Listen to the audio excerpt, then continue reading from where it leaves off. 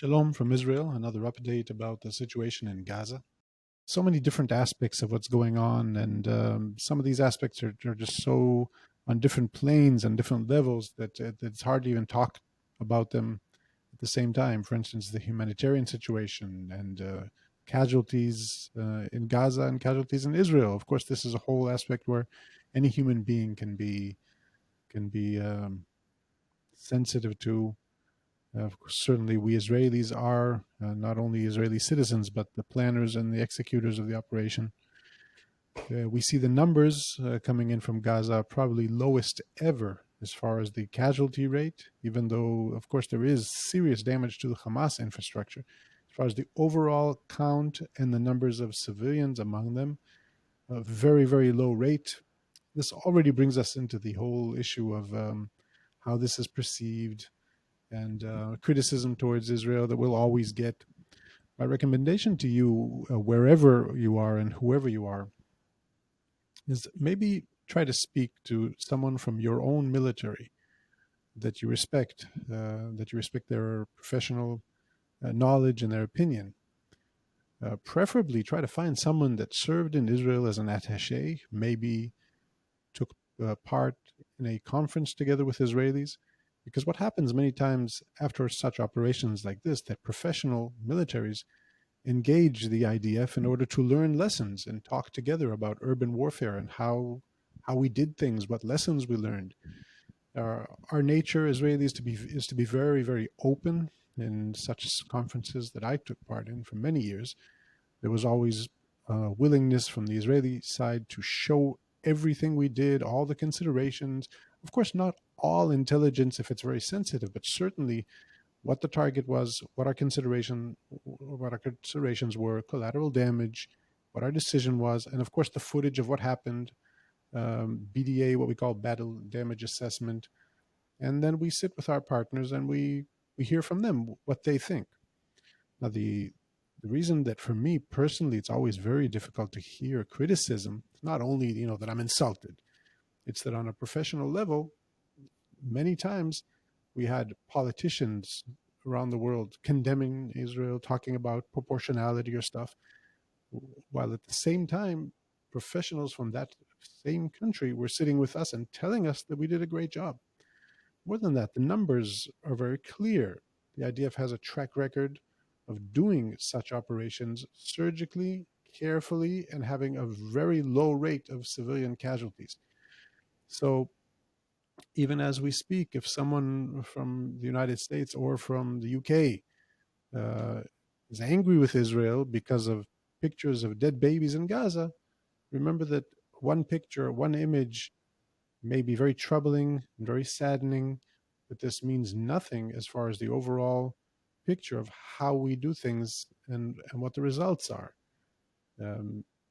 Western militaries, democracies that send forces around the world to fight campaigns, if it's Iraq and Afghanistan and elsewhere, the numbers are worse. Fallujah looked pretty bad after the campaign there.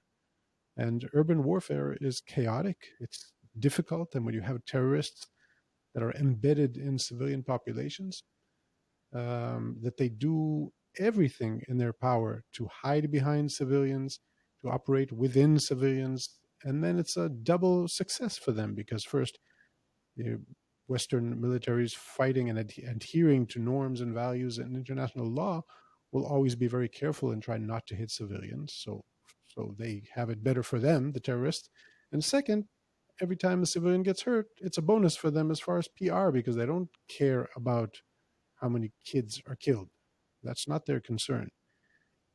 More than that, they use them for, when we say many times Israelis say, they use them as human shields. And it sounds like this propaganda tool that we use, but that's what they do. I mean, in Gaza, we see them sending civilians up to rooftops. And when the IDF says to clear the building because we're going to bomb it, Hamas tell them, stay on the roof. We have the terror infrastructure that's being hit hard in Gaza now, all the underground network.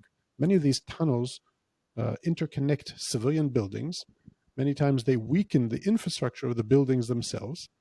And then if we hit a warehouse with rockets, that of course is a legitimate target, but 100 feet away, underground, There's a tunnel with explosives hidden in that tunnel. Well, sometimes a chain reaction could hurt surrounding buildings. And even here, my claim is that the numbers are very low, extremely low. And don't take my word for it, because soon, in the coming months, I imagine, I'm not in the service now, but I imagine that, like always, the IDF will share this information. I am certain that professionals from around the world will uh, commend us for doing a very, very calculated and careful and moral operation on the ground. For Israelis, we're used to criticism. We hear it all over. Many times the troubling part is that people don't know what they're talking about. Some people that criticize us have never been here.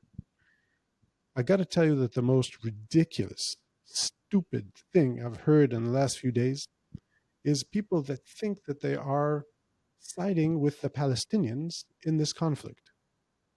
Why is that ridiculous? Because this is not a war between Israel and Palestine or Palestinians. This is a war between Israel and a terror organization that controls this terror stronghold in the south.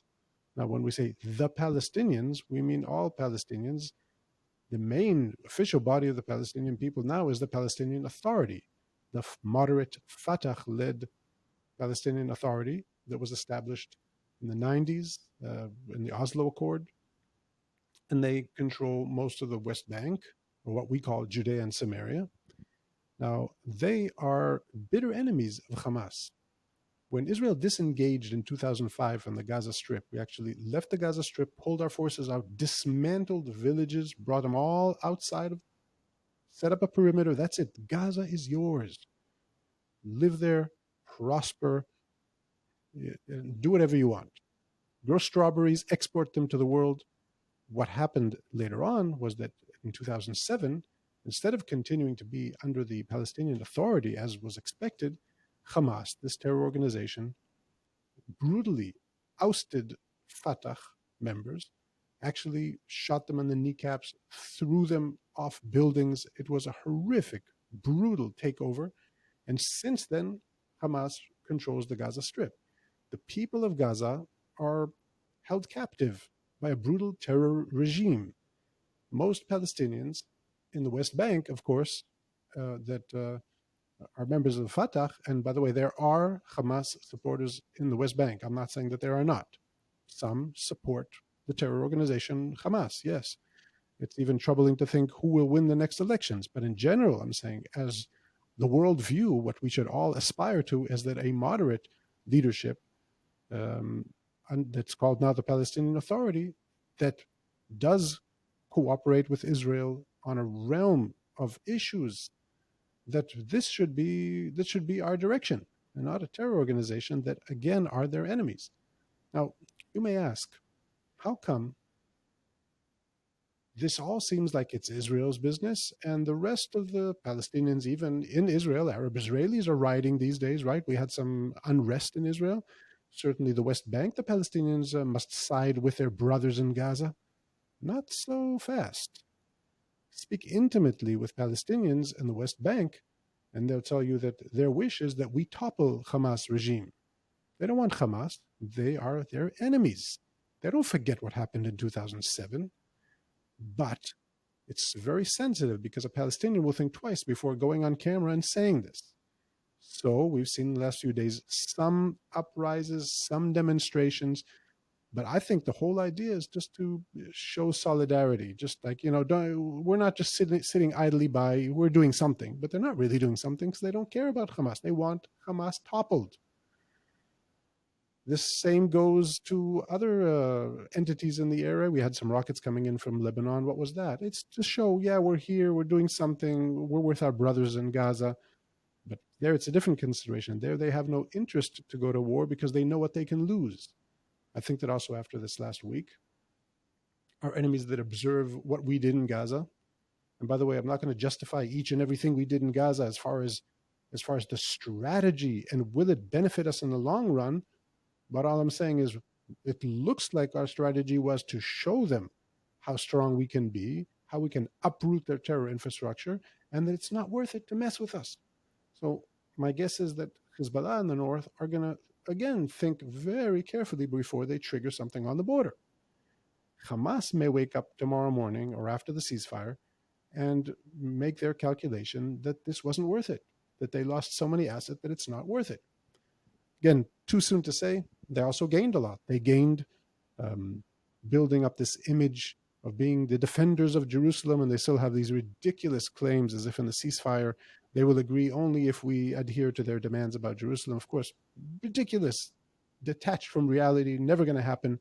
But even in just publishing these demands, what they're doing is establishing their image as the leaders of the Palestinian people and the protectors of Jerusalem. It's all a battle of narratives. So, to wrap up this video, I will say that, yes, as an Israeli, it's not easy for me to hear criticism for many even emotional reasons. Like, I expect you guys to side with us. Western democracies fighting terrorism, come on. I mean, they're good guys and they're bad guys. Terrorism is bad. Terrorists are bad, right? People that shoot at civilians deliberately are terrorists. End of story. Dealing with how the IDF fights and our morals and our codes and what we do, we'll talk about that in the next seminars. We'll open up everything. Don't worry. But beyond all this, as I said before, it's more than emotions. It's more than being insulted. It's more than I want you guys to support me. It's that criticizing Israel at this time and in a way siding with a terrorist organization promotes their cause. It pushes the terrorists more to continue what they're doing. It perpetuates violence. What troubles me is that tomorrow morning, all these celebrities that were so concerned, these American comedians with their anti-Israeli rants, very popular, many views, right, many likes, but tomorrow morning, everyone's going to forget about Gaza because there's going to be a ceasefire. No rockets going back and forth. We're not on CNN. You don't care anymore, and that's it. So is everything good? No, everything's terrible. Gaza is still a terror stronghold. They're going to rehabilitate not the hospitals and the schools. They're going to rebuild their terror infrastructure, use Iranian and Qatari money to rearm, regroup, and rebuild this terror machine that's going to erupt again. Well, maybe if we did a very good job, it's not going to be in a year, but in 5 years, but it will erupt again. So your pressure now should not be in criticizing Israel for proportionality or ridiculous claims like that. And they are ridiculous. No, it should be for pushing Gaza and helping Gaza to move forward to stability, to real rehabilitation, to the demilitarization of Gaza, to push for an international force in Gaza, not have international UN bodies inside Gaza embedded there actually helping them, perpetuating the situation, emboldening Hamas. It's ridiculous. It's stupid. It's tragic. That's what concerns me. Not if you're for me or against me. I'll survive with a little criticism. Save Gaza. Free Gaza from Hamas. Support the Palestinian people. Do things, express views, and have actions that will maybe push this region to stability, to prosperity, to peace. Peace.